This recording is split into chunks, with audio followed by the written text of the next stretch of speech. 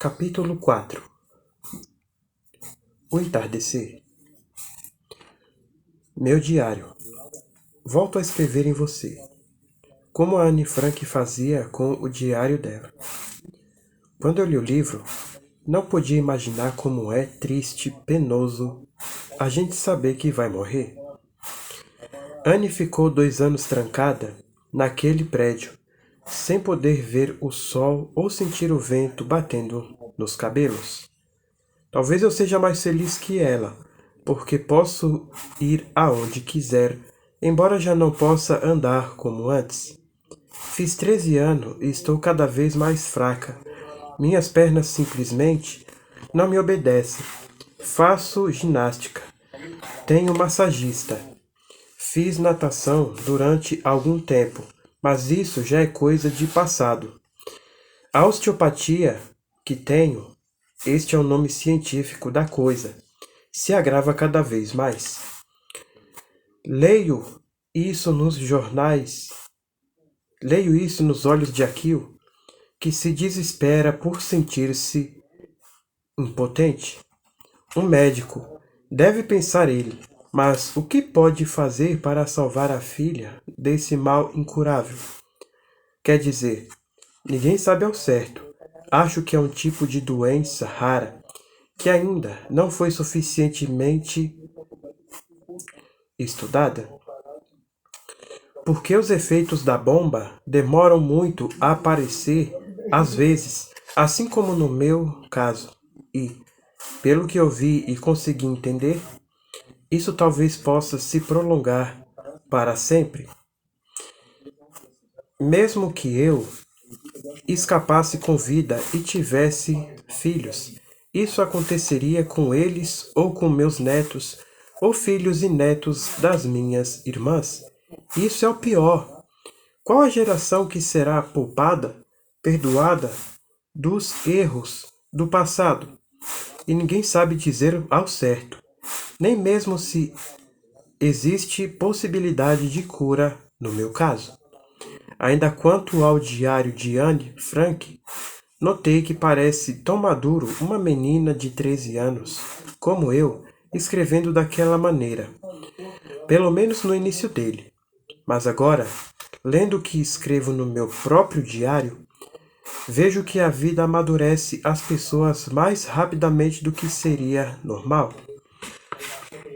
Como se pode ser simplesmente criança, vivendo escondida, na expectativa de, a qualquer momento, as botas nazistas entrarem pela porta, ou, como no meu caso, de definhar até morrer? Não há infância ou inocência que resistam a esse tipo de pressão. O diário de Anne Frank se chamava Kit. Quero dar um nome também para você, amigo, mas não sei por quê. Prefiro que seja um nome de homem. Sinto em você, como em papai, uma grande força. Então, vai se chamar Isamu, que quer dizer viril. Era o nome do vovô, sabia? Gostaria tanto de ter conhecido meu avô. Dizem que ele era um homem muito bonito, alto e magro, delicado e gentil. O retrato vivo de Akio, ou vice-versa, não é? A raça japonesa é uma raça muito gentil, de poucas palavras, muito riso, voz suave. Papai é assim. Aqui é um verdadeiro amor. Não há quem não goste dele, principalmente as clientes mais velhas, que dizem assim: já que tenho de ir ao médico, que seja bonito e gentil. Mamãe se diverte com as velhinhas fanáticas do Akio e diz: olhe lá, só as velhinhas, hein? E Akio responde rindo: ora, meu bem, médico não tem direito ser também, de ter também clientes bonitas e gentis? Viu como o papai é, amor? Em tudo ele acha uma forma de brincadeira. Mamãe diz que ele é uma eterna criança, que ainda não cresceu. Se for assim, graças a Deus. Amo tanto meu pai. Até nisso eu tenho empatia com a Anne. Ela também gostava muito do pai e não gostava muito da mãe. Só que eu gosto da mamãe. Mas há alguma coisa diferente no Akil, esta suavidade oriental dele, o carinho. Ele me abraça como se estivesse abraçando uma flor, tão delicado. Adoro o homem gentil. Fico assombrada quando vejo homens tão grosseiros e malcriados com suas mulheres e filhos, até batendo neles. Outro dia, uma colega de classe chegou com o rosto marcado de um tapa do pai. Isso me causa uma repulsa indescritível. Acho que certas pessoas são piores que animais e, quando volto para casa, depois de uma cena deprimente dessas, e vejo o Akio comendo arroz com hashi, aqueles pauzinhos que os japoneses usam nas refeições, falando baixinho, pedindo sempre por favor, me dá uma alegria louca e tenho vontade de gritar. Obrigada, Deus, por este pai que você me deu. Por isso não dá para ficar triste demais, entendeu, Isamu? Tenho uma família maravilhosa que me cobre de carinho. Não me falta nada. Quer dizer, só saúde. Mas isso não depende de mim, ou do Akio, ou de mamãe, ou de minha irmã. Isso foi apenas um terrível acaso. Outra notícia boa. Estou namorando firme com o Lúcio. Ele é um amor, gentil e educado. Claro, se não preferia nem ter namorado. Quando me casar, quero um marido como o Akio, gentil e bondoso. Mas acho que não vou ter tempo, não é mesmo? Então faço de conta. É tão bom fazer de conta. Sabes, amor, o diário de Anne é lindo, nem é triste. Tem passagens engraçadas, porque ela sempre teve esperança de se salvar. Os nazistas entraram, de repente, no esconderijo deles e levaram todos. O diário ficou perdido entre papéis velhos. Alguém achou e entregou depois para o pai de Anne, quando ele, milagrosamente, voltou do campo de concentração. Isso porque ficou doente. Foi levado para a enfermaria do campo e, enquanto isso, os aliados chegaram, a guerra acabou. Não é incrível que justo o pai que ela tanto amava pudesse resgatar aquele diário mágico para o resto da humanidade? Por isso, também escrevo no meu. Não vai ser, nem de longe, tão importante quanto o diário de Anne Frank. Não estamos em guerra, nem vou ser levada para um campo nazista. Mas será que não? Não trago em mim, no meu sangue e osso, na minha vida, a marca da guerra? Não serei uma vítima igual a todas as vítimas, como Anne, da violência, do desrespeito à vida humana? Talvez pior, porque nasci tanto tempo depois, inocente, quanto tudo parecia perdoado, resgatado, mas há coisas que não têm perdão. Não quero que meu coração se encha de ódio. O ódio só destrói. Mas é impossível deixar de pensar como são injustos estes homens que comandam o mundo, que mandam inocentes morrerem nos campos de guerra, quase menino, deixando os corações das mães mortos em vida, que simplesmente olham mapas e apertam botões. Para onde será levada a humanidade? Construirão sempre armas cada vez piores, até que se apertem todos os botões e a terra exploda inapelavelmente? Como num sopro? Gostaria que vidas como a minha servissem para fazer esta denúncia, para conscientizar alguns homens, pelo menos. Papai fala sempre de homens brilhantes que combateram esse tipo de violência, como Bertrand Russell, por exemplo, uma pessoa admirável que morreu com quase 100 anos, lá na Inglaterra, e até o fim lutou contra as armas nucleares. Vivia sendo preso. Dizia que só a espécie humana se destrói a si mesma, que o lobo, o leão, qualquer tipo de animal nunca ataca a própria espécie. Ele era um homem, com letra maiúscula. Pena que existam tão poucos como Gandhi, na Índia, o maior de todos os pacifistas, meu ídolo, como aquele grande escritor francês, o Albert Camus, que papai adora. E transcrevo aqui, agora, uma frase maravilhosa dele sobre Hiroshima e Nagasaki, a cidade vizinha que dias depois sofreu o mesmo tipo de bombardeio atômico, embora com menos intensidade. Ele diz assim: a civilização mecânica acaba de chegar ao seu último grau de selvageria. No futuro, mais ou menos próximo, será necessário escolher entre o suicídio coletivo e a utilização inteligente das conquistas científicas. Viu que coisa profética? Era um homem notável. Ganhou o Prêmio Nobel de Literatura aos 44 anos. Foi um brilhante jornalista, cuja pena esteve sempre na defesa da liberdade, da justiça e da esperança para todos os homens. Morreu tragicamente aos 47 anos de idade, num desastre de automóvel, tendo uma passagem de trem no bolso.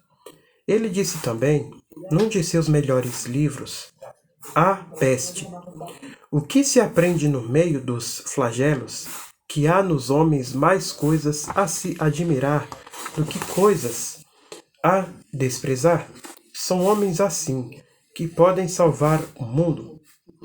Mas eu quero dar alguma coisa de mim nesta luta insana.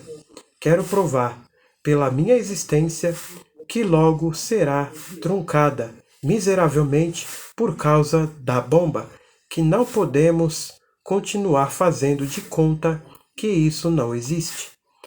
Eu existo, não sou Anne Frank, mas existo. Estou morrendo como ela também morreu, pela estupidez dos homens. Oh, meu Deus! O que resta para admirar, como diz Camus? Talvez a luta de muitos homens decentes que passam a vida nos laboratórios, descobrindo a cura para as doenças. A luta de homens decentes nos tribunais, defendendo os inocentes. A luta de homens decentes nos púlpitos e nos palanques, defendendo a liberdade e a justiça para todos os homens. A luta de homens decentes, trabalhando para uma vida melhor entre os homens. O que ensinam e pregam a paz, consolam os humildes. Os que adotam crianças ou cuidam de orfanatos e asilos. Mas agora isso, meu Deus, tanta infância, tanta inocência, tanta violência. Agora, meu Deus, tanta ganância, tanta infâmia, tanta violência. Em nome de quê? De um pseudo-progresso, da avidez do dinheiro, da posse de um título, de um cargo do poder? No meio do inverno, eu aprendi, enfim, que havia em mim um verão invencível. De novo Camus. Veja, Isamu, que coisa linda ele escreveu. Eu estou no meio do inverno, mas não vou me entregar. Juro, vou ter em mim esse verão invencível, porque posso ser um símbolo nesta luta toda contra as usinas atômicas, contra a violência que domina o mundo.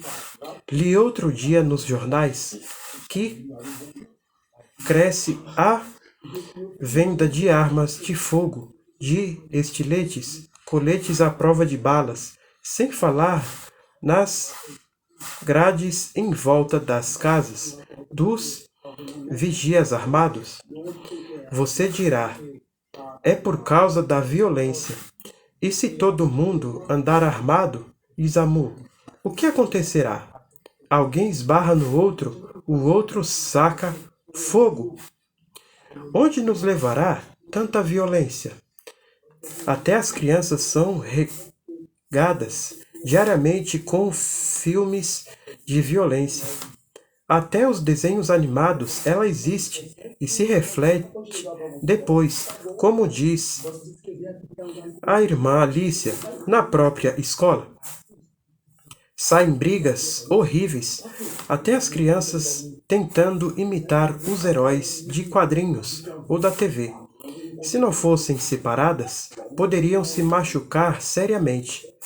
Isso sem falar dirigentes sádicos, como aquele que armam crianças desde os 10 anos de idade e as mandam morrer em pseudo-guerras santas. Isso simplesmente é animalesco. Aqui diz que no Japão as crianças são criadas segundo o Amairu, que significa ser mimado. Mistura de afeto, carinho, gentileza. Sempre ao lado da família, carregadas, inclusive, de encontro ao corpo, envoltas naquela faixa. O obi que dá voltas em torno da mãe e da criança, formando um ser único. As crianças crescem conscientes de que vão trabalhar e viver em grupo, nunca sozinhas, respeitando a unidade deste mesmo grupo. Aqui em casa, fomos criadas assim. Eu e minhas irmãs, sendo o Amairu, sempre perto de nossos pais, conversando e participando com muita delicadeza e gentileza. Papai nunca gritou ou bateu em nós. Nunca dirigiu à mãe uma palavra áspera. Ele é um homem gentil. Não precisa gritar para mostrar autoridade. Quando ele quer ser obediente, quando ele quer ser obedecido, sabe nos convencer. Sua autoridade vem da fala suave, da convicção com que nos fala. Muita gente inveja a mamãe. Outro dia uma amiga lhe disse, também, com um marido desses, que não é feliz, hein? Sou uma japonesa. Nasci aqui no Brasil, filha de papai japonês. Os japoneses são uma raça admirável. É o segundo país do mundo em tecnologia, como conta papai. Ele diz isso, mas se sente muito brasileiro, claro. Ele é até naturalizado, mas admira muito a terra dos seus ancestrais. Outra coisa que gosto nos países do Oriente é que eles respeitam muito os velhos. Sabe, Isamu? Os velhos são os repositórios de toda a sabedoria. Então, são respeitados e amados. Os ocidentais desprezam os velhos. Os velhos não conseguem empregos, amigos, diversão. São ridicularizados em programas de TV como pessoas surdas, idiotas, desinteressantes. Isso tudo é mentira. Há quem já nasça surdo, Surdez não é a característica da velhice. Mamãe, mesmo é surda de um ouvido e é supernova. Os velhos gostam de contar histórias. Mamãe sempre diz que eles são a memória viva de um tempo que sem eles ficaria perdido. Adoro conversar com os velhos. Madre Alicia, por exemplo, é legal. Conta histórias lindas. Adoraria ter o meu avô contando histórias do velho Japão. Isso antes da bomba. Tenho meus avós brasileiros, pais de mãe, a Clara e o João. Eles são ótimos. Contam histórias e são respeitados por toda a família. Graças a Deus, não temos velhos em asilos na nossa família. Mas quantos estão assim, rejeitados e infelizes? Mamãe visita muito ao asilo aqui da cidade. Eu ia sempre com ela. Levávamos doces, roupas, mas principalmente nosso carinho.